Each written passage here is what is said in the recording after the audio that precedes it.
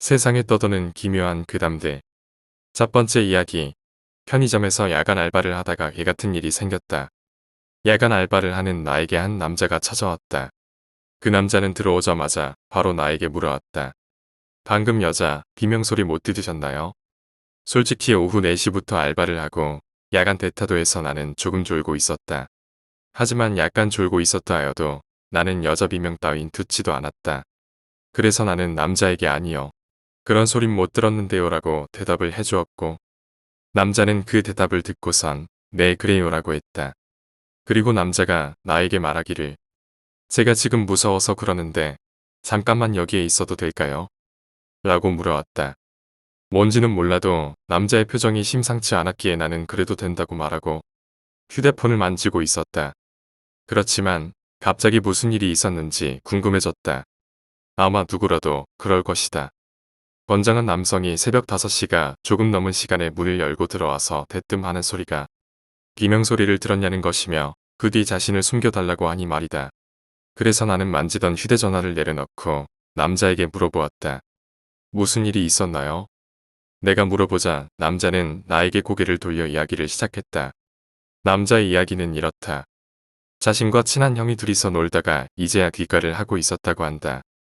서로 이야기를 나누면서 길을 걷고 있는데 갑자기 어디선가 여성의 비명소리가 들려왔다고 한다. 소리를 듣고 남자와 다른 한 사람은 비명소리가 들린 쪽으로 가보기로 했다고 한다. 왜 갈 생각을 했냐고 물어보니 이 시간에 여성의 비명소리이면 강간이나 뭔가 사건이 있겠지 했으며 그렇다면 건장한 남성 둘이서 조금 도와주려고 했다고 한다. 그래서 비명소리가 들린 쪽으로 가고 있는데 어디선가 여자가 튀어나와 울면서 자신들에게 매달렸다고 한다. 그 여자는 이렇게 말했다고 한다. 여긴 어딘가요? 울고 있는 여자의 이상한 질문에 남자들은 심상치 않다고 느꼈고 이곳의 지리를 말해주었다고 한다. 여기까지 들어보니 일이 보통이 아니라고 생각한 나는 일단 친구에게 카톡으로 이야기를 해주었다. 왜 친구에게 이야기를 했냐고 묻는다면 글쎄 왜일까? 낯선 남자가 앞에 있고 장시간 근무로 머리는 아프고 피곤한데 이런 이상한 일까지 생겼으니 누군가에게 이야기를 하여 조금이나마 답답한 마음을 달래려고 했을까? 아니면 내 나이대의 소년, 소녀들이 그렇듯 특별한 일을 겪는 거에 대한 자랑이나 뭐 그런 거였을까? 뭐 어찌되었건 친구에게 지금 일어나는 일을 설명해 준다고 폰을 만지며 시간을 보내고 있자니 남자가 나에게 물어왔다. 저기 무서워서 그러는데 요 앞까지만 데려다 주실 수는 없나요? 난 남자의 질문에 별 생각 없이 지금은 알바 중이라 이 자리를 뜰 수는 없다고 말했다. 그러자 남자는 한숨을 쉬고 그래요라고 하며 전화기를 만지기 시작했다. 잠시 후 나는 친구분은 어디에 있냐고 남자에게 물었다. 그러자 남자는 지금 형은 자신의 집에 숨어 있고 자신은 달려서 눈앞에 보이는 편의점에 와서 상황을 지켜보며 숨어 있다고 했다. 대답을 듣고 나는 적당히 그래요라며 고개를 끄덕이는 것을 마지막으로 다시 친구에게 카톡을 하였다. 그리고 다시 서로 아무 말도 하지 않게 되었고 내가 친구에게 이야기를 설명하는 사이에 남자는 밖으로 나갔다. 걱정이 되어 나가서 붙잡아 가게에 있으라고 하려 했지만 그때 친구가 한 말이 그런 나를 말렸다. 친구는 이렇게 말했다. 뭔가 이상하지 않냐고. 잠시 나는 친구가 보낸 카톡을 보고 있었다. 뭔가 이상하다. 뭐가 이상할까? 나는 곰곰이 생각해 보았고 갑자기 소름이 돋았다. 그렇다 많은 것이 이상했다. 남자는 말했다. 여자의 비명소리가 들렸다고. 아무리 내가 졸고 있었다지만 그런 이상한 소리를 듣고 반응하지 않을 정도는 아니다. 나는 여성의 비명을 듣지 못했다. 남자는 말했다. 형은 자신의 집으로 가고 자신은 편의점까지 달려서 피신했다고. 그렇다면 여자는 어떻게 한 것일까? 남자들은 여성의 비명을 듣고 걱정이 되어 직접 찾으러 가기까지 하였다. 그런데 남자는 있지만 여자는 안 왔다. 밖에 있지도 않다. 그래도 말은 하지 않았지만 여자는 형과 같이 있을지도 모른다. 나는 당황스러워 친구가 던지는 질문에 왠지 모르게 남자를 변호했다. 그러자 친구가 다시 물어왔고 듣고 보니 또 이상했다. 남자는 왜 친한 형과 여자와 함께 집으로 가지 않고 굳이 내가 있는 편의점까지 달려왔을까? 남자는 말했다. 무서워서 그러는데 저 앞에까지 같이 가주시지 않을래요? 라고. 나는 야간 알바이고 이 편의점엔 나 혼자이다. 그런데 내가 그를 어째서 바래다 주어야 하는 걸까? 그리고 안전을 위해 피신한 그는 왜 굳이 다시 밖으로 나가려고 하는 것일까? 나라는 동행인을 만들어 위험을 감수하면서까지 어디를 가려는 것일까? 여기까지 생각해보니 모든 게 이상했다. 남자는 어째서 경찰에 신고하지 않았을까? 왜 혼자 다닐까? 어째서 형 집에 가지 않았을까? 나는 왜 비명을 듣지 못했을까? 왜 하필 근처에 다른 가게가 아닌 혼자서 매점을 지키는 내가 있는 편의점으로 와서 몸을 숨긴 걸까? 나와 동행해서라도 가야 하는 곳은 어디일까? 여기까지 생각한 나는 소름이 돋았다. 밖에서 전화를 하던 남자의 모습이 더욱 이상하게 보였다. 그리고 잠시 후 전화를 하던 남자는 나에게 아무 말도 없이 길을 걷기 시작했다. 기분 탓인지 그 남자의 뒷모습은 겁에 질린 것 같지 않았다. 그 뒤 이런저런 이야기를 친구와 하고 있다가 밖을 살펴보니 봉구차 한 대가 가게 앞을 천천히 지나가는 게 보였다. 두 번째 이야기, 용감한 시민. 인석에게는 그날도 어김없이 지겹고 평범한 이상에 불과했다. 일어나 씻고 또 죄 없는 잠을 탓하며 밥도 거른 채 직장. 평소와 똑같이 직장 생활, 그리고 퇴근. 전날과 다른 것. 점심 메뉴와 오늘은 과장에게 욕을 먹지 않았다는 것 정도. 세상 살아가는 모든 사람들처럼 지극히 평범하고 반복되는 일상을 보내는 인석이었다. 퇴근 중에 벌어진 작은 사건만 빼면 말이다. 부산 부전동의 달동네. 요즘 들어 개발이다 뭐다 아파트도 들어서고 있지만 어느 한쪽은 여전히 옛 모습 그대로 초라하기 짝이 없는 달동네. 그곳에 인석이 살고 있었다.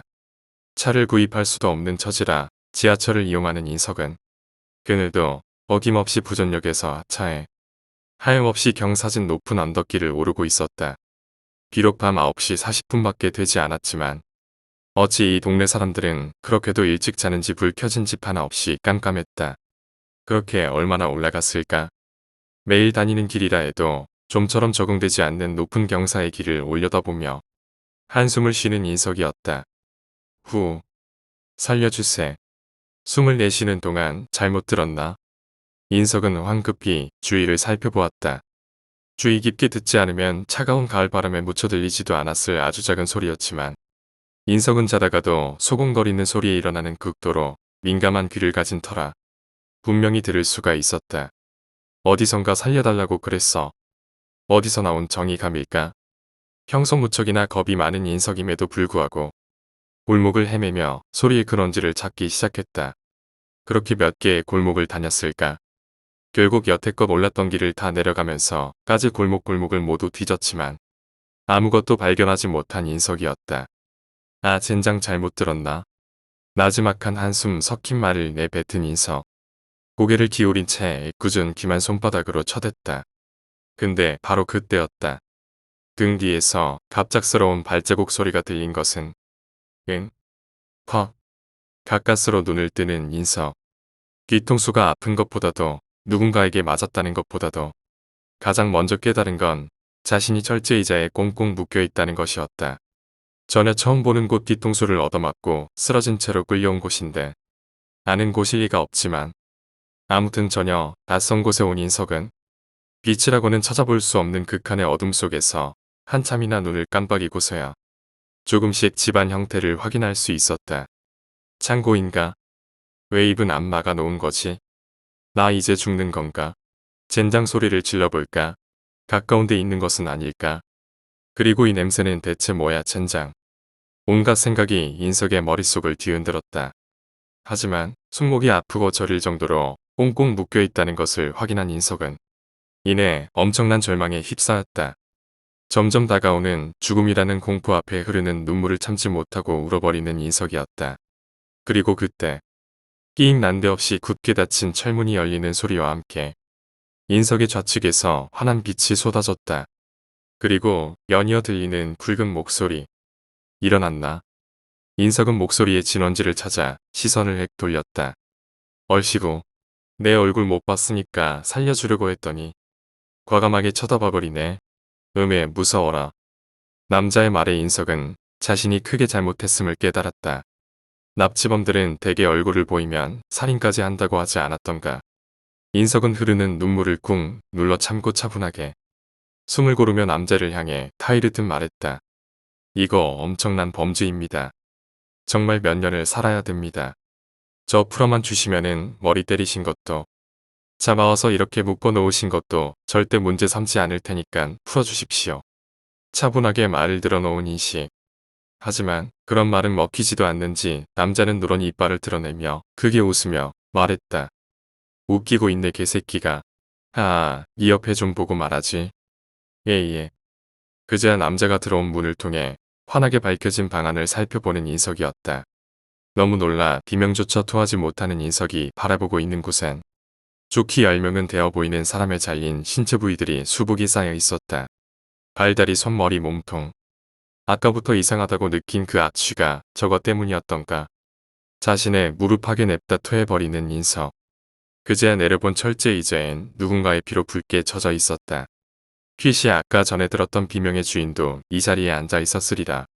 다가오는 죽음의 공포에 온몸을 떨어대며 경련을 일으키는 인석이었다. 아이고 더러워라. 이걸 어떻게 치우라고 이렇게 써놓냐. 너는 어쩔 수 없이 죽여버려야겠다.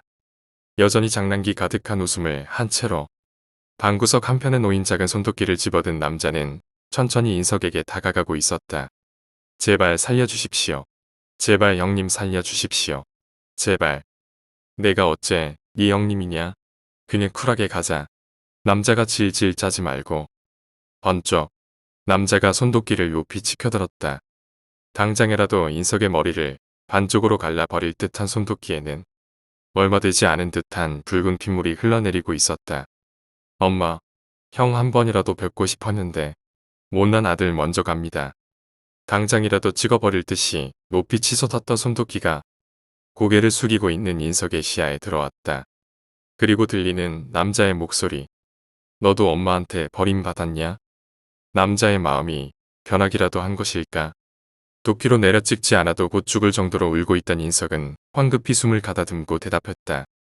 예, 3살 때 부모님한테 버려져 고아가 됐었습니다.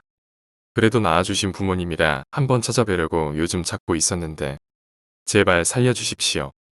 형님 오늘 있었던 일은 제가 무덤까지 가져가겠습니다. 제발 훌쩍 살려주십시오. 제발.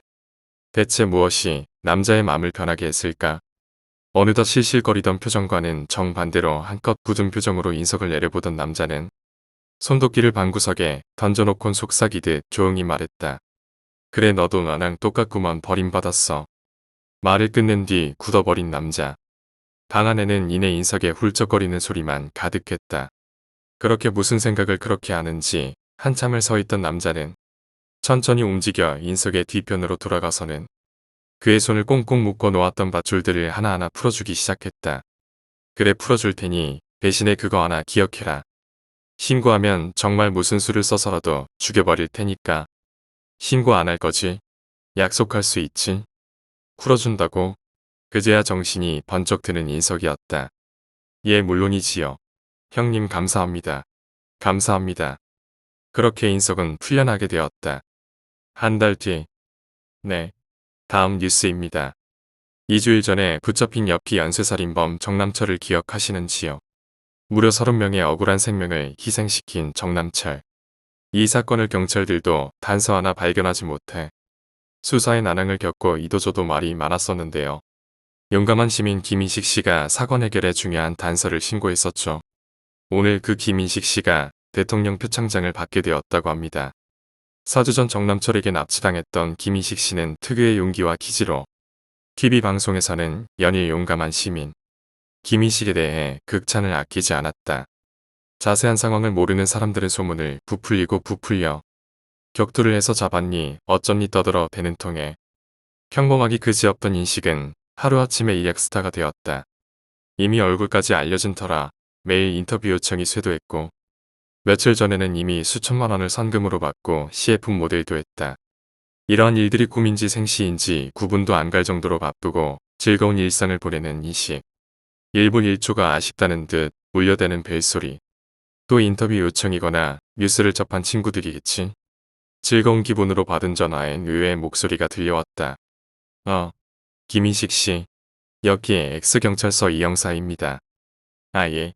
예, 무슨 일이세요? 어, 오늘 참고인 조사를 해야 돼서 말입니다. 경찰서에 좀 나와주세요.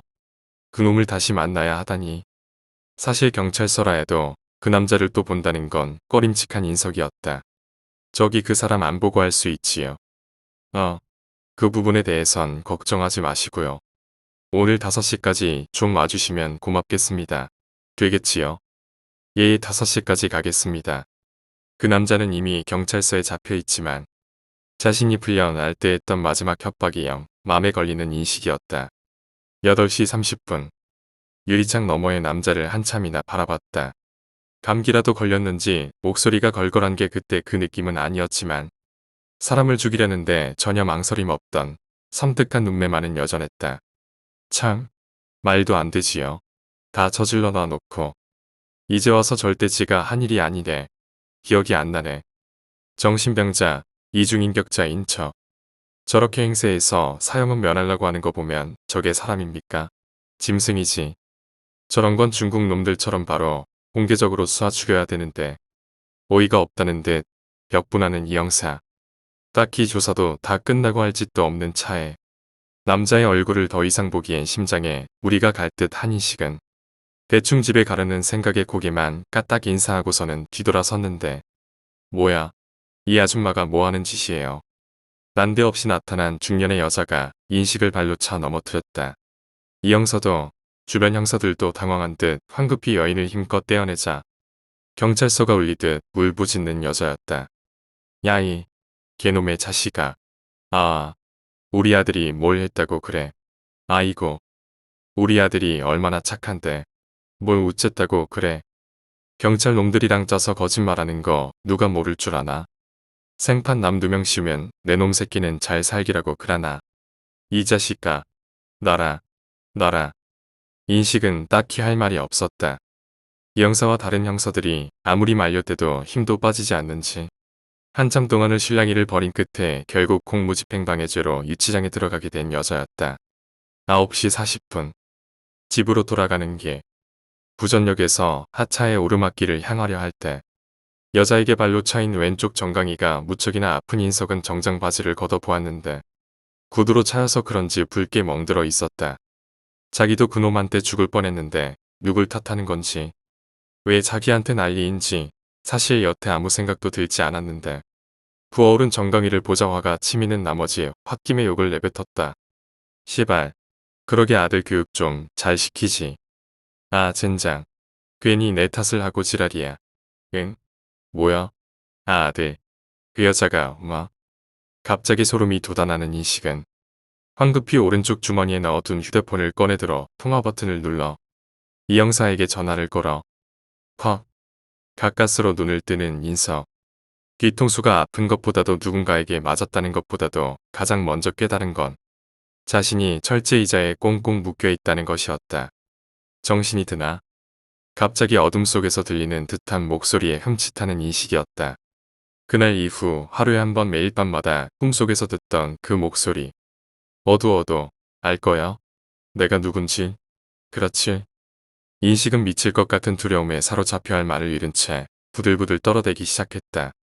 어둠 속의 남자는 그런 인식이 대답을 하든 안 하든 그렇게 크게 신경을 쓰지 않는 듯 자신의 할 말을 계속해 나갔다. 난 집이 가난하단 이유로 1살 때 버려졌어. 뭐 쌍둥이, 형은 데려가고 난 버림받았지. 뭐 평범하게나 살았으면 원망이라도 안 했을 텐데. 이리저리 쫄딱 말아먹고 결혼하려는 사람도 구하라고 장인이 반대하고 그래서 우여곡절 끝에 가족을 찾아보았더니 잘 먹고 잘 살더라. 나 같은 거는 상상도 못할 정도로 저기 달동네 꼭대기에 아파트 세우는 게 다 형님 까더라. 억울해서 나만 개같이 살게 된 게 억울해서 살인이나 하고 줄곧 뒤집어 씌우려고 했는데 그랬는데 그러다가 너를 본 거야. 네 같은 놈도 사는데 나라고 못 살까? 그래서 결심했지. 네 결정에 맡기기로. 숨을 급하게 내쉬는 인식. 이미 제정신이 아닌 듯 온몸을 떨어대는 게 심장 발작이라도 일으킨 듯 보였다. 진짜 내가 신고 안 하면 복수 따윈 있고 열심히 사는 거고 신고하면 계획대로 뒤집어 씌우는 거고 그러려고 했지. 근데 내가 약속을 어겼어. 미친 듯이 우는 인식은 급하게 소리쳤다. 살려줘, 살려줘. 제발. 퍽. 작은 손도끼가 인석의 머리를 파고들었다. 세 번째 이야기. 연구. 모든 카메라의 앵글은 한 사람을 향하고 있고 각자 한마디라도 놓칠 사람 마이크를 앞다투어 앞으로 뻗고 있었다. 정작 주인공은 이 상황에 적응하지 못했는지 입꼬리만 살짝 올라간 어색한 웃음만 짓고 있을 뿐이다. 1년 전 개미의 유전자를 조작하여 다리 끝에 손가락을 만들겠다는 한 박사가 있었다. 너무나 터무니없는 연구 보고에 학계에서는 꼴통 박사로 이름을 꽤 날렸었다.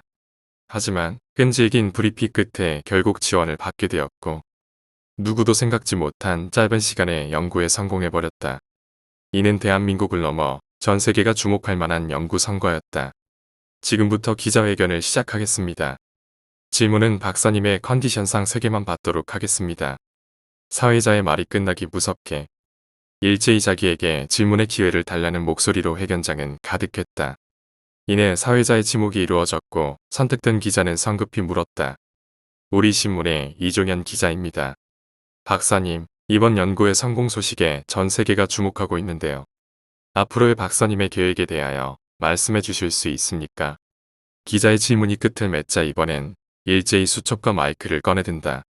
갈증이 났는지 물 한 모금으로 목을 축인 박사가 말했다.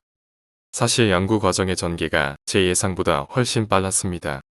적어도 10년을 잡은 연구가 2년 만에 성공했으니 실상 앞으로의 계획은 세우지 못했습니다만 금세 분위기에 적응한 박사는 수첩에 받아 적는 기자들을 보며 한 템포 쉬며 다시 말했다.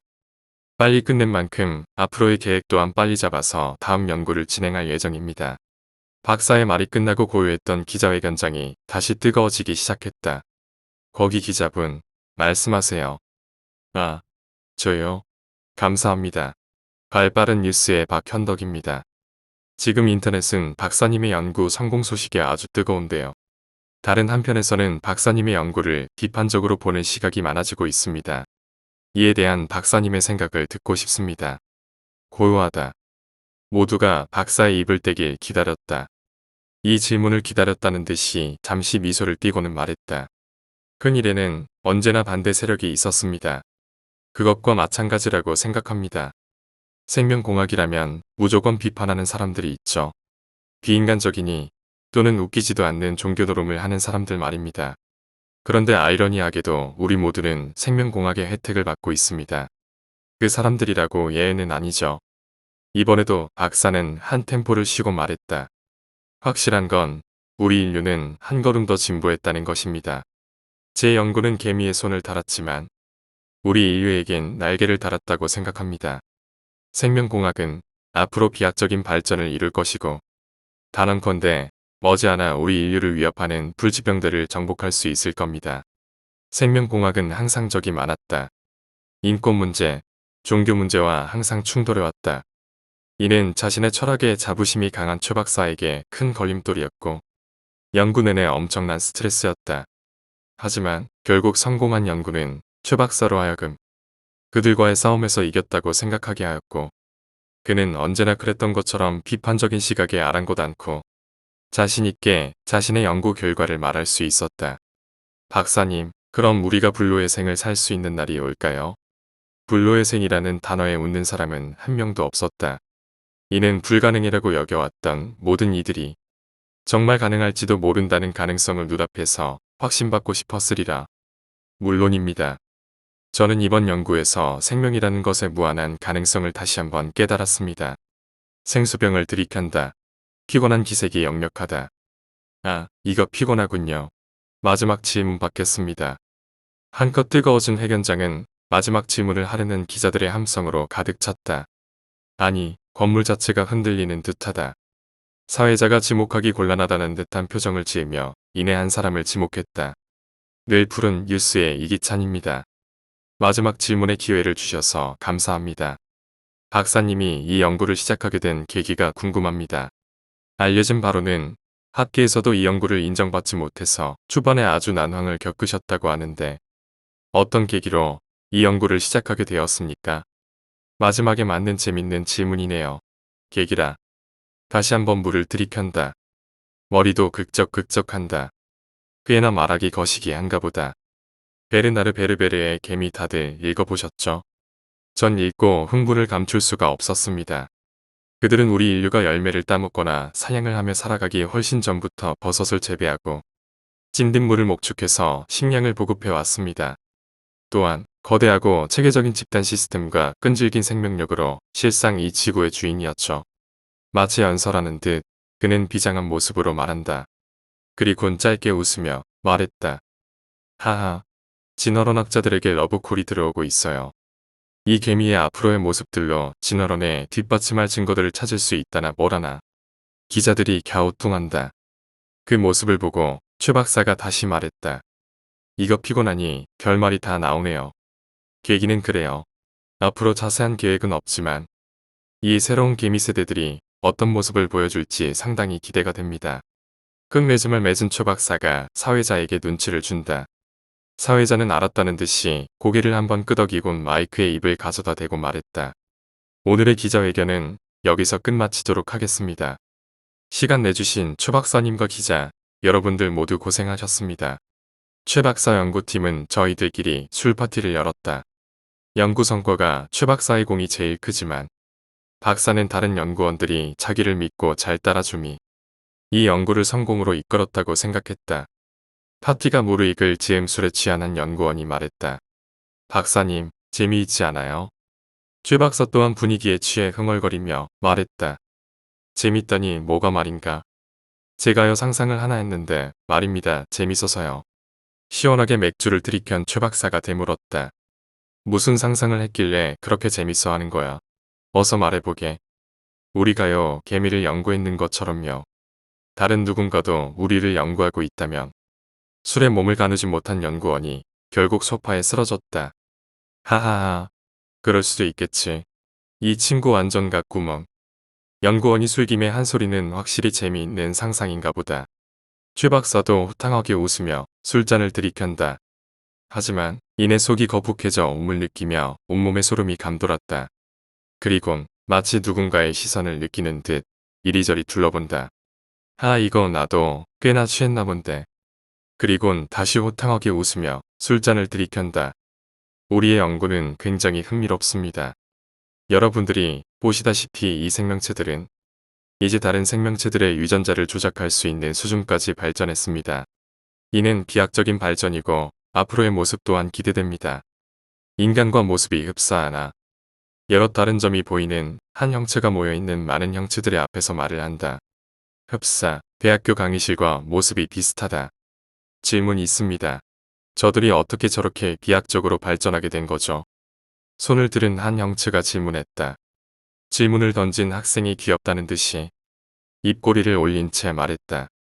이들이 작은 생명체에게 손을 붙여줬던 것처럼 저도 이들에게 선물을 하나 주었습니다. 마치 문제를 내느냐 무엇을 주었는지는 말하지 않았다. 불인가요? 아까 질문했던 형상이 되물었다. 맞아요. 이 생명체들은 불을 사용한 순간부터 B203 행성의 주인이 되었죠. 그리곤 이렇게 발전한 거랍니다. 이번엔 다른 학생이 손을 들었다. 뭔가요? 그럼 꽤 오랫동안 연구해 오셨는데 이 연구는 언제 끝나는 거죠? 꽤 재밌는 질문이네요. 우선 질문에 답하자면 이제 얼마 멀지 않았습니다. 이들의 생명공학 발전 속도로 보아 곧 생명 기능을 정지시키는 유전자 코드를 밝힐 것 같네요. 이들이 죽지 않는 삶을 가지는 순간이 제 연구가 끝나는 날입니다. 그럼 그들을 어떻게 하죠? 매번 하는 것처럼 연구가 끝난 행성은 폭파시킵니다. 그대로 놔둘 경우에 우리와 충돌할 아주 적은 가능성을 애초에 없애는 거죠. 강의실이 술렁인다. 형체가 헛기침을 하고 말했다. 오늘은 여기까지 하겠습니다. 모두 고생했어요. 강의실을 나온 형체는 어딘가를 향해 가고 있다. 다른 많은 형체들의 인사를 받는 걸로 보아 꽤 나이가 많은 모양이다. 발걸음을 늦추다 이내 한 불투명한 벽 앞에 선다. 벽 앞에는 이렇게 쓰여 있다. 부재 중. 신원을 확인하겠습니다. 스르르. 불투명한 벽이 사라지고 형체는 안으로 들어간다. 순식간에 다시 불투명한 벽이 밖과 안을 가른다. 그리곤 벽 앞에 그의 신원을 밝히는 정보가 뜬다. 네 번째 이야기. 엄마가 아니야. 어렸을 적 이야기다. 뻔하는 청주의 모 동네의 무심천 근처에서 살고 있었다. 때문에 무심천에 놀러가는 일이 많았는데 어느 날인가 무심천에 빠진 모양이다. 사실 잘 기억은 나지 않는다. 당시 6살이었던 데다가 이틀 전 비가 내려 물이 좀 불어있던 터라 한참을 떠내려갔었다고 했다. 지나가던 어떤 누나가 구해주었다고 하는데 감사할 일이다. 다행히도 무심천은 물이 좀 많이 불어도 유속이 빠르지 않은 편이었고 또한 그나마도 많이 줄어든 터라 여자가 구할 정도는 되었던 모양이다. 거기에 떨어지면서 정신을 잃은 모양인지 물에 빠져 허우적거리지 않아 차라리 물을 덜 먹었고 물에 떠내려가면서 어디에 부딪히지 않은 모양인지 상처도 없었다. 하여간 그 이후로 자주 꿈을 꾸었다. 칠흑 같은 어둠 속에서 새하얀 손들이 촉수처럼 길게 뻗어나와 내 몸을 붙잡는 꿈이었다. 하지만 악몽같이 느껴지지도 않았고 너무 오랜 시간 자주 꿈을 꾸어서 그런지 이상하다는 생각조차도 안 했다. 몇 년이 지나 부모님은 원래 청주에서 하던 일을 접고 상경하셨고 덕분에 나는 할머니와 같이 살아야 했다. 할머니는 집안의 막내였던 나를 매우 아끼셨고 나도 할머니가 좋았다. 그렇게 한동안 시골에서 살게 되었다. 국민학교에 입학하고 얼마 안 된 당시였는데 당시에 김영삼이 대통령이 되었던 것 같다. 그즈음 시골은 가로등이랄 것도 없었고 시골에는 TV와 냉장고 한 대가 전부였는데 아직도 아궁이를 사용해서 난방을 하고 있었다. 그때 우리 집은 그다지 잘 사는 편이 아니었고 늘 아파서 골골거리는 나는 병원을 가도 처도가 없고 계속 몸이 나빠지자 요양자 시골에 내려가 살게 된 것이다. TV도 별로 볼 게 없고 딱히 밖에서 뛰어다닐 정도로 몸이 좋은 편도 아니라 친척 형들이 사놓은 책을 읽거나 뒹굴거리다 자거나 뭐 그랬던 것 같다. 어느 날인가 불 꺼진 아궁이에 불을 지피고 있었다. 딱히 할 일이 없어서 불장난을 했던 것 같다. 소요물로 사용하려 커다란 집처럼 쌓아놓은 집단에서 지푸라기를 뽑아 사람처럼 만들어서 옆에 잔뜩 쌓아놓고 화형식 비슷한 걸 하고 있었는데 그때부터 꽤나 잔인한 성격이었던 모양이었다. 한참을 하나 태우고 나무에 불이 안 붙어 또 태우고 그러면서 놀고 있는데 어두운 아궁이 안에서 익히보던 무엇인가가 빠르게 기어 나왔다. 그래, 꿈속에서 보던 그 촉수처럼 긴 하얀 손이었다. 하지만 꿈속의 그 흐릿한 모습과는 그리고 촉수처럼 흐느적거리는 모습과는 다르게 길고 가는 손과 팔은 빠르게 튀어나와 내 앞에 흙을 쇠사랑처럼 콱 찍어 긁어냈다. 길고 두꺼운 그리고 시커멓게 때가 긴 손톱이 바닥을 긁었다. 그리곤 깜짝 놀라 엉덩방아를 찢고 무서워 움직이지도 못하고 그를 쳐다보던 나를 아쉬운 듯 손을 휘적거리며 잡아채려 했다. 자세가 낮고 키도 작았던지라 아궁이가 정면으로 보였는데 어두운 구석 먼발치에서 새빨간 눈이 보였다. 길고 가는 팔을 위협적으로 흔들던 그것은 처음에 빠르게 튀어나왔던 속도와 다르게 천천히 팔을 안으로 끌고 들어왔다. 그리고는 나지막이 중얼거렸다. 아가, 우리 이쁜 아가, 이리 오렴. 그것은 마치 자신의 아이를 부르는 것 같은 말투와 목소리였다. 하지만 새카만 어둠 속에 반만 보이는 그 얼굴, 그리고 말을 할 때마다 벌어진 입 속으로 아궁이의 어둠보다 더 새카맣게 보이는 어둠은 나를 깜짝 놀라게 하기에는 충분했었다. 엄마한테 와야지, 어서. 그것은 두 팔을 내밀며 나를 불렀다. 그러자 나도 모르게 아궁이 근처로 천천히 몸이 기울었던 것 같다. 그때였다. 갑자기 내 앞에 문가 휙 하고 내리쳐진 것은 어디? 이것이 어디? 할머니였다. 할머니는 장작으로 쓰는 나무를 집어들고 나를 향하는 손을 계속 내리쳤다. 팔은 그런데도 불구하고 부러지지도 않고 계속 나를 향해 뻗어왔다. 아가, 이쁜 아가.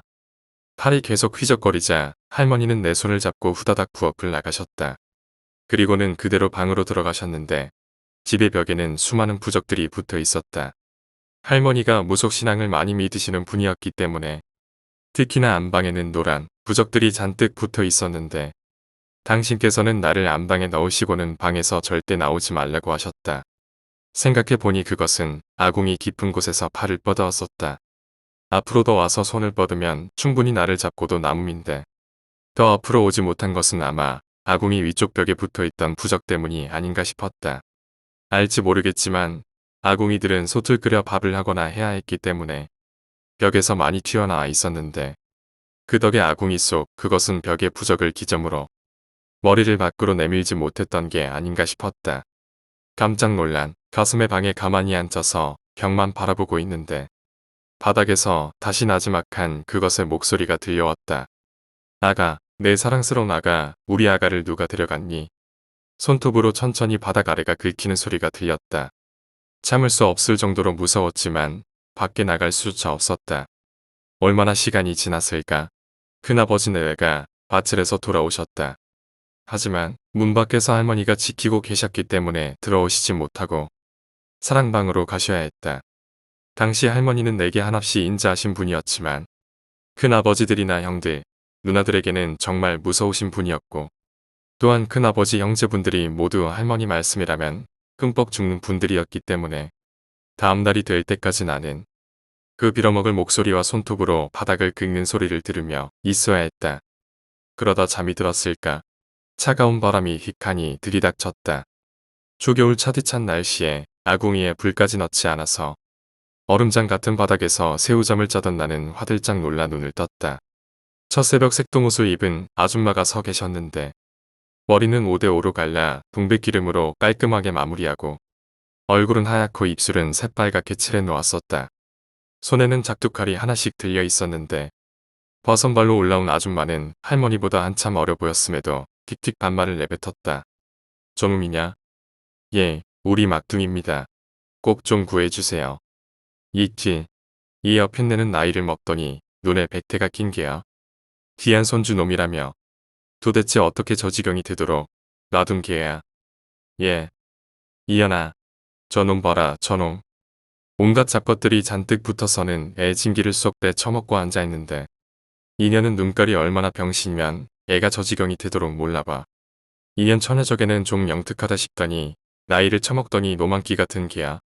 딱 봐도 아줌마는 40대, 50대, 화장을 너무 짙게 해서 잘은 모르겠지만 그 정도로 보이고 우리 할머니는 당시에 칠순을 넘기신 분이었는데 꼭두 새벽부터 찾아온 아줌마는 마치 할머니를 어린애 대하듯 하고 있었다. 어릴 적 하는 것이 정말 할머니가 어렸을 적부터 보아온 사람인 것처럼 보였고 할머니 역시도 그렇게 그 아줌마를 대접했다. 아줌마는 무쇠로 만든 작두칼을 들어 대들보에 꼽더니 일단 저놈한테 붙은 잡것들부터 다 떼어내고 그 다음에 저비러 처먹을 년을 집어넣어야지. 어디 돼진 년이 산새끼를 지 애새끼라고 잡아가려는 게야. 라고 크게 소리치면서 방 안으로 들어왔다. 난 이상하게도 아무리 잠을 자도 눈이 뻑뻑하고 피곤한 게 늘 힘들었는데 아줌마가 다가오자 정신이 번쩍 들면서 처음으로 맑은 정신으로 돌아오는 것 같았다. 하지만 그럼에도 불구하고 바닥에서는 나지막이 그것의 목소리가 울리고 있었는데 그 소리는 어제와는 다르게 마치 울부짖는 것처럼 들려왔다. 돌려줘. 돌려줘. 내 아이야. 내 아이를 돌려줘. 그리고 바닥을 긁는 소리는 더욱 빨라졌고 금세라도 땅을 뚫고 기어 나올 것만 같았다. 아줌마는 그런 소리가 들리는지 안 들리는지 내 몸에서 뭔가를 잔뜩 떼어내는 신용을 했다. 대부분 등에서 떼어냈는데 떼어낼 때마다 진짜로 몸이 편해지는 그런 기분이었다. 나이가 나이인지라 그리고 당시 상황이 어떻게 돌아가는지도 판단 못하는데 그런 행위에 플라세보 효과를 느낄 정도는 아니었던 것 같으므로 실제로 그 아줌마가 심령술에 뭔가 조예가 깊은 사람이 아닌가 하는 생각이 들었다. 하여간 아줌마는 그렇게 내 몸에서 뭔가 떼어내는 신용을 잔뜩 하며 이것들 뭐 이리 많이 붙어 있어? 물 귀신 놈들. 이놈이 죽을 놈처럼 보이냐? 여긴 물도 없어. 라고 소리치고는 바닥에 뭔가 떨어져 있다는 듯 주섬주섬 주워 들고 밖으로 나갔다. 그리고는 분홍색 보자기에 담는 신용을 하고는 저고리에서 노란 부적을 몇 장 뜯어 보자기에 같이 집어넣고 마당에 들고 나가 태워버렸다. 아줌마는 그렇게 보자기가 전부 다 탈 때까지 뭐라고 보자기 앞에서 계속 중얼거리다가 다시 내게로 돌아와 내 손을 붙잡고 부엌으로 갔다. 이년아, 내가 말했지. 부엌에 어린 사내놈들 들어가지 못하게 단속하라고.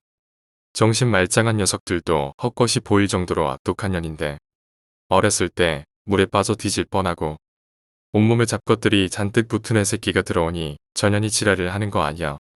내가 물에 빠졌다는 건 할머니도 몰랐고 나도 이 아줌마한테 말한 적 없었다. 아줌마는 할머니한테 호통을 치고는 나를 아궁이 앞에 앉히면서 말했다. 앞에 보이냐?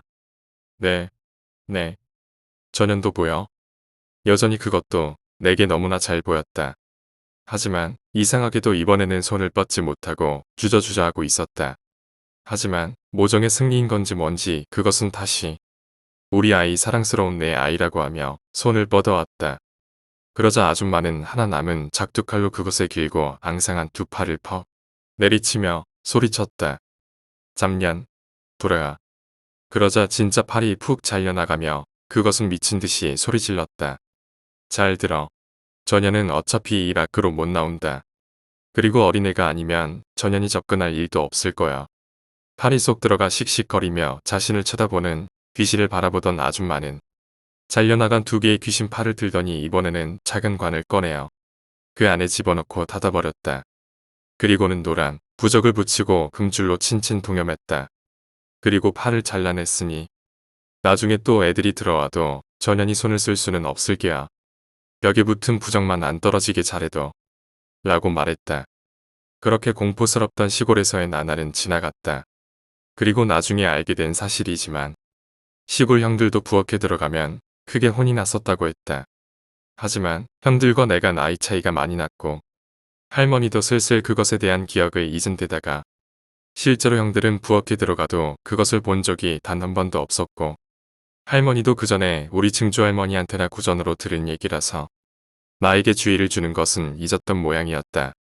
그리고 몇 년 뒤 할머니가 암으로 돌아가셨고 집은 허물어졌다. 예쁜 양옥집이 만들어졌기 때문에 아궁이도 없고 귀신도 없었다. 당시의 기억은 이제 나 혼자만이 간직한 기억이 되었고 간간히 군대에서 훈련 중 텐트에서 잠이 안 오면 재미로 해주거나 여자친구 놀려줄 때 가끔 하는 얘기가 되어버렸다. 벌써 20년도 더 된 이야기이다. 하지만 내가 이렇게 글을 쓰게 된 이유는 밤이면 찾아와 뒤에서 날 천천히 끌어안는 그것 때문이다.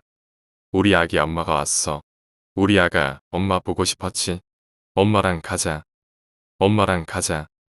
그것은 그리 말하며 내 목을 조르고 싶어 했다. 하지만 팔이 없어서 내 목을 조르지 못하는 것 같다. 다행인 일이다. 그러나 지금도 내 뒤에서 나를 자신의 아이라 부르며 내 목을 조르고 싶어하는 그것이 이상한 말을 하기 시작했다.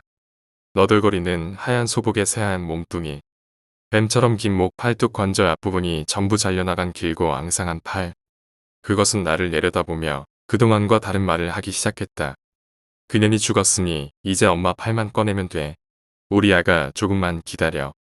그 아줌마를 찾다가 남긴다. 2013년 11월 3일에 돌아가신 무속인을 알고 있다면 꼭 제보 부탁한다. 요즘 뒤에 그것의 말이 바뀌었다. 줄은 거의 다 풀었어. 이제 이 종이만 떼어내면 되다고.